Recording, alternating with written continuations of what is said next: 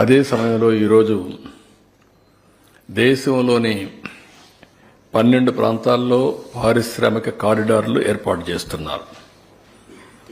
మన దగ్గర 3 కారిడార్లు వచ్చాయి. Visakhapatnam Chennai corridor, Bengaluru Chennai corridor, Bengaluru Hyderabad corridor, 3 corridors వచ్చాయి. కేంద్ర ప్రభుత్వం 28,602 కోట్ల రూపాయలు ఈ కారిడార్లో ఖర్చు పెట్టడానికి 12 ప్లేసెస్ లో డబ్బులు అలొకేట్ చేశారు, ముందుకు వచ్చారు. ఇక్కడ ఉద్యోగాలు ఉపాధి కల్పించాలనేది మెయిన్ గా. అదే మరి ఎలక్ట్రిక్ వాహనాలు కానీ లేకపోతే హార్డ్వేర్, ఎలక్ట్రానిక్స్ ఇవన్నీ చేయడం కోసం ముందుకు వచ్చారు. మళ్లీ ఇక్కడ 2 కారిడార్లు 3 కారిడార్లు మనకు వస్తున్నాయి.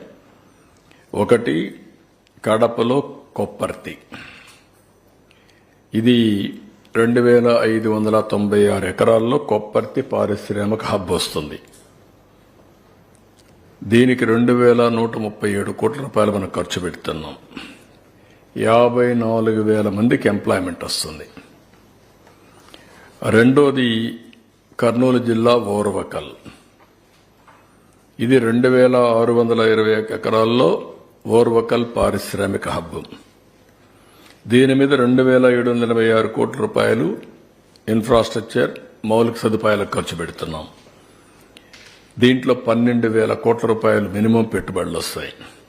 45,000 మందికి ఉద్యోగాలు వస్తాయి. అదే మరి ఇప్పటికే కృష్ణపట్నం, అక్కడ కూడా ఒక నోడ్కి హబ్కి అనుమతిచ్చారు. 18,000 కోట్లు మనం ఖర్చు పెడతాం.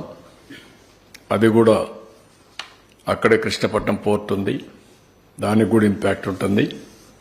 నక్కపల్లి ఇంకొక పక్కన ఫార్మా హబ్ వస్తుంది, అది కూడా టెండర్లు పిలుస్తున్నాం. ఈ విధంగా ఇప్పటికి 4 హబ్బులు వచ్చి 3 కారిడార్లలో ఈ ప్రాజెక్టులన్నీ వస్తాయి. ఇది ఒక చరిత్ర. ఇప్పుడిప్పుడు మళ్లీ డెవలప్మెంట్ కానీ ఇక్కడ ఇన్స్టిట్యూషన్స్ కానీ ప్రాజెక్ట్స్ కానీ ముందుకు పోయే పరిస్థితి వచ్చింది. దీనికి కూడా నేను కేంద్రాన్ని మనస్ఫూర్తిగా అభినందిస్తున్నాం. ఈ కేంద్రం దగ్గర ఇప్పుడు అనౌన్స్ చేసిన 2, ఇంత మునుపు అనౌన్స్ చేసిన 2 ఉన్నాయి, 4 ఉన్నాయి. దానికి కూడా మనస్ఫూర్తిగా అభినందిస్తున్నాం.